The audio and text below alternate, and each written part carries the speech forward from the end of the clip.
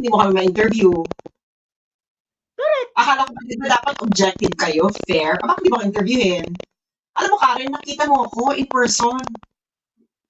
Bakit hindi mo sinabi sa mukha ko na, oy, Sas, nagpapakalat ka ng ganito? Ba't di mo sinabi sa right on the face, darling, hindi mo kaya. Nakita tayo. Oh, hindi mo sabihin sa akin yan, harap-harapan. Nandun ka, nandun ako. Oh. Tapos ngayon, gaganyan-ganyan ka.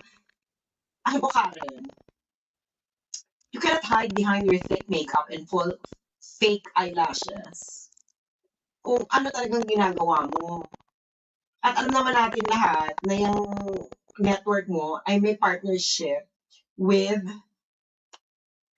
Martin Romualdez. Eh, hindi mo nga, bakit, kaya kayo nagkakaganyan because you can no longer control the narrative. As simple as that.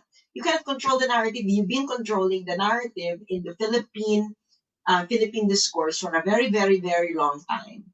And right now, the rise of social media made it possible for ordinary people, for Kamoisture, Kabarangay, for Kader to us and everyone to actually say their piece and actually have an audience.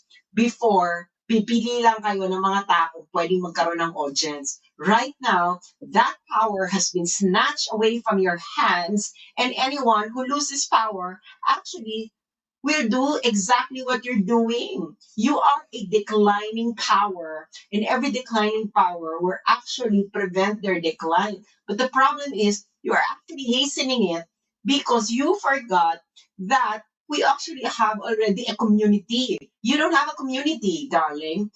Karen, no one in their life will really find you their community. You are a person paid by ABS-CBN in order to actually put forward whatever your editor would like you to say.